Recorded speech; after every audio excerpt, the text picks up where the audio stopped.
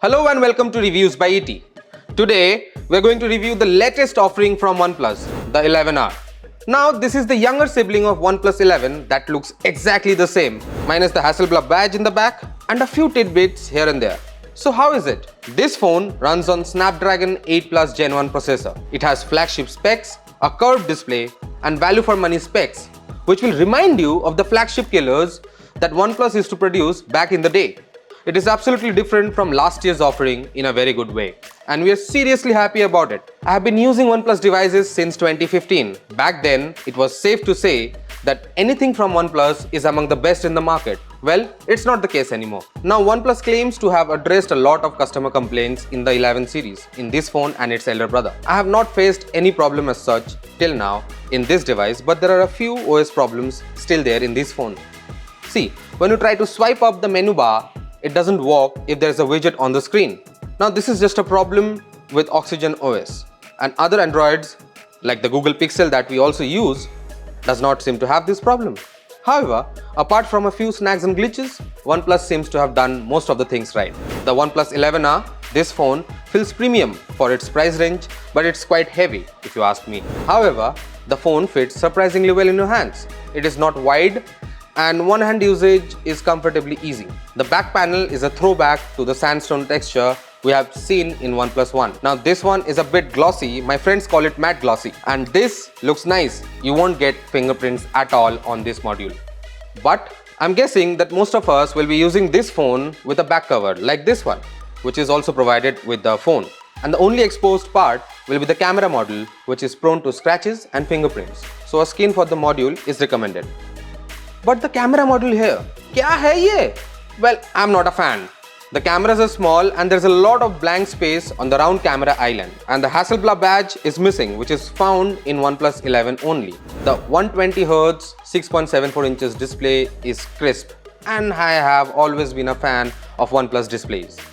Unlike the OnePlus 11, the front camera here is center aligned. Well, not a big fan, but theek hai. The display supports HDR10 Plus video playback, but not Dolby Vision like you get with the 11 5G. The drop-down notification window does not have an icon for Wi-Fi or mobile connection as a default, which is a bit weird. You can add it afterwards if you want to, but it feels like OnePlus has stopped paying attention to details in Oxygen OS, and it is quite disheartening, at least for me. The Oxygen OS continues to be fast, but it has lost its exclusiveness. The feel is not premium anymore, especially when you compare it with the likes of Pixels. The Pixel 7, remember, is only 10K costlier than this one. The 11R matches up with the Pixels in many ways. The screen is at par, performance is also good, but in terms of camera output, the Pixels are a class apart. So if you want to see a comparison on the camera module, do let us know in the comment section below. Phones these days are gauged mainly by its camera performance. The cameras on this one are good, but nothing extraordinary. Hardware of the 50 megapixel main sensor is supplied by Sony, and the other two cameras are 8 megapixel ultra-wide and 2 megapixel macro. It has OIS and a host of software optimizations, which is standard and works quite well. The back camera module is excessively big, as I have said already. We have seen Samsung place the cameras beautifully without any awkward bumps. The pixels are also done right. But this is something that looks funny, and we honestly don't like it. The phone gets a signature alert slider on the side and also an IR blaster, which is not available in OnePlus 11. Now moving on, the battery backup is good. 5G drains a lot of battery, but one can get a full day of moderate usage from the 5000 mAh battery. Charging time is also minimal, and the 100-watt charging brick that comes with the phone is huge. And you can break a lot of heads with this one here. Well, wireless charging is given a miss, and it's a sad thing really. The phone is available in two colors, Galactic Silver and Sonic Black, and two RAM options of 8GB and 12GB.